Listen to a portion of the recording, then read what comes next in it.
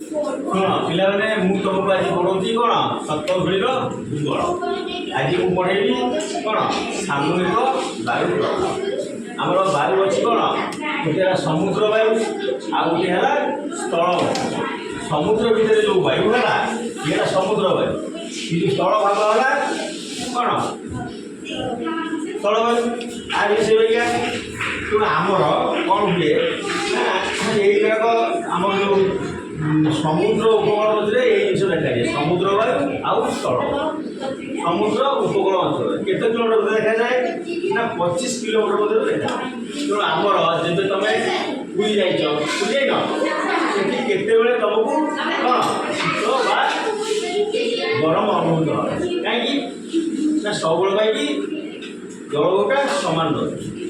ତେଣୁ ଆମର ସ୍ଥଳ ଭାଗ ହେଲା କ'ଣ ଗରମ ହେଇଯାଏ ଜଲ୍ଦି।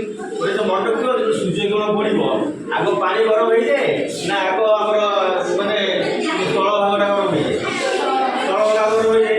ସ୍ଥଳବାୟୁ ଭାଗ ଗରମ ହେଇଗଲା ପରେ ହେଲା ସେଇଟା ଲଘୁଚାପ ସୃଷ୍ଟି ଦିନବେଳା। ଦିନବେଳା କେଉଁଠି ଖରା ପଡ଼େ? ସ୍ଥଳ ଭାଗ ଆଗ ପଡ଼େ, ସମୁଦ୍ର ଦେଇ ପଡ଼େ, କିନ୍ତୁ ଆଗ ଗରମ ହେଇଯାଏ କିଏ? ସ୍ଥଳ ଭାଗ। ତେଣୁ ଇଏ କ'ଣ ସମୁଦ୍ର ଭାଗଟା କ'ଣ ରହେ? ଥଣ୍ଡା ରହିଥାଏ। ସିଏ କ'ଣ କରେ ନା ନାହିଁ ହେଲା, ଏଇଟା ଯେତେବେଳେ ଆମର ଉଷ୍ମ ବାୟୁ ହୋଇଯାଏ ସେଟା ଉପରକୁ ଉଠିଯାଏ ନା ନାହିଁ? ଉପରକୁ ଉଠିଗଲା ପରେ ଏଇ ଯେଉଁ ବାୟୁଟା କ'ଣ ଏଇଟା ଗୁରୁବଳ, ଏଇଟା ହେଲା ଲଘୁବଳ ନା ନାହିଁ? ଏଇଠୁ ବହିଚାଲେ କେଉଁଠିକି? ତେଣୁ ଏଇ ଜାଗାଟା ଥଣ୍ଡା ରହେ, ତେଣୁ ପାଣିଟା ଥଣ୍ଡା, ବୁଝିପାରୁଛ? ତେଣୁ ଏ ପାଣି ଯେଉଁ ଥଣ୍ଡା ବାୟୁଟା ବହିଚାଲେ ଆମର ଯେଉଁ ଥଣ୍ଡା ରହେ। ସିଏ ତା ଅପୋଜିଟ୍, ରାତି ହେଇଯିବ ଶୀଘ୍ର କିଏ ଅଧିକା ଜଲ୍ଦି ହେଇଯାଏ, ଥଣ୍ଡା କିଏ ହେଇଯାଏ? ସ୍ଥଳ ଭାଗ ହେଇଯାଏ। ତେଣୁ ଆମର କ'ଣ ହେଇଯାଏ?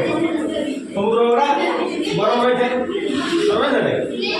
ସେ ଯଦି ଓଲଟାଟା ହେଇଯାଏ କ'ଣ ହୁଏ? ଏଇଟା ସୂର୍ଯ୍ୟ ପଡ଼ିଛି, ଏଠି ଚନ୍ଦ୍ର ପଡ଼ିଛି, ଏଇଟା ରାତି, ଏଇଟା ଦିନ। ତେଣୁ ଆମର କ'ଣ ହୁଏ ନା ଆମର ସ୍ଥଳ ଭାଗ ଆଡ଼ୁ କେଉଁଠିକି ସମୁଦ୍ର ଭାଗକୁ କ'ଣ ହୁଏ ବାୟୁ ପ୍ରବାହ।